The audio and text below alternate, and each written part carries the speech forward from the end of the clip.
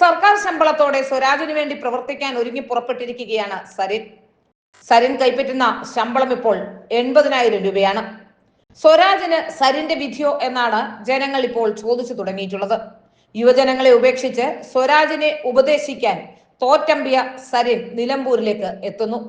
സർക്കാർ ശമ്പളം 80,000 രൂപ വാങ്ങി പോക്കറ്റിലിട്ട് നിലമ്പൂരേക്ക് വണ്ടി കയറുകയാണ് പി സരിൻ. തന്റെ കൂട്ടുകാരനായ സഖാവിനെ ബുദ്ധി ഉപദേശിച്ചു കൊടുക്കാൻ, തെരഞ്ഞെടുപ്പ് തന്ത്രങ്ങൾ മെനയാൻ. സ്വന്തമായി ജയിക്കാൻ കഴിവില്ലാത്ത പാലക്കാട് തോറ്റമ്പിയ സരിൻ ഇപ്പോൾ നിലമ്പൂരിലേക്ക് എന്തിനാണ് എത്തുന്നത് എന്ന് ജനങ്ങൾ ചോദിച്ചു തുടങ്ങി. വിജ്ഞാന കേരളത്തിന്റെ ഉപദേശകനാണ് സരിൻ. കേരളത്തിലെ യുവജനങ്ങൾക്ക് തൊഴിൽ സംഘടിപ്പിച്ചു കൊടുക്കുകയാണ് സരിന്റെ ജോലി. തൽക്കാലം ആ ജോലി തുടരാതെ സ്വരാജിന് വേണ്ടി ജോലി ചെയ്യാൻ ഇറങ്ങി പുറപ്പെട്ടിരിക്കുകയാണ് സരിൻ. CPM സ്ഥാനാർത്ഥി എം സ്വരാജിനെ ജയിപ്പിക്കാൻ 20 ദിവസം നിലമ്പൂരിൽ ഉണ്ടാകുമെന്ന് പ്രഖ്യാപിച്ചാണ് സരിൻ അവിടേക്ക് എത്തുന്നത്. യുവജനങ്ങളുടെ ജോലി അവർ നോക്കിക്കൊള്ളും, സ്വരാജാണ് മുഖ്യമെന്ന നിലപാടിൽ തന്നെ ഉറച്ചു നിൽക്കുകയാണ് സരിൻ. സ്വരാജിനെ ഉപദേശിച്ചാലും ശമ്പളം 80,000 കൃത്യമായി സരിന്റെ പോക്കറ്റിലേക്ക് എത്തുകയും ചെയ്യും. ശമ്പളത്തിന് ഒരു കുറവും ഉണ്ടാകില്ല.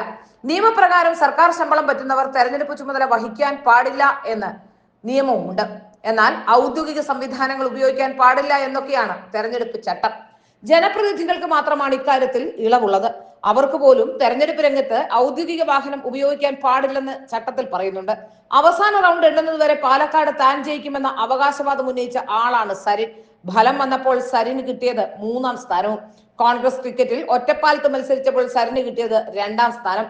സരിന്റെ 20 ദിവസത്തെ വിജ്ഞാന കേരള ഉപദേശം കൊണ്ട് സ്വരാജ് ജയിച്ചു കയറുമെന്നാണ് സരിൻ ഫാൻസിന്റെ അവകാശവാദം.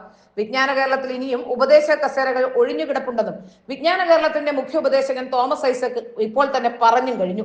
നിലമ്പൂരിൽ തോറ്റാലും സ്വരാജ് ബേജാറാവണ്ട എന്നാണ് അതിൽ നിന്ന് അർത്ഥമാക്കുന്നതെന്ന് പൊതുജനങ്ങളും പറയുന്നു. സരിനൊപ്പം നിലമ്പൂരിൽ നിന്ന് തിരുവനന്തപുരത്തേക്ക് വണ്ടി കയറിയാൽ വിജ്ഞാന കേരളത്തിൽ ജോലി ഉറപ്പ്. നിലമ്പൂർ സ്വദേശിയാണെങ്കിലും തിരുവനന്തപുരം തൃപ്പൂണിത്തുറയും ഒക്കെയാണ് സ്വരാജിന് പഥ്യം.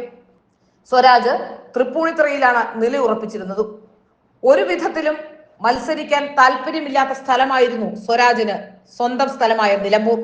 എന്നാൽ പിണറായി വിജയൻ സ്വരാജിനെ തീർക്കാൻ വേണ്ടി പണി കഴിപ്പിച്ച ഗാന്ധീവമാണോ ഇപ്പോൾ കൈമാറിയത് എന്ന സംശയം പോലും ജനങ്ങൾക്ക് ഉണ്ടാകുന്നുണ്ട്.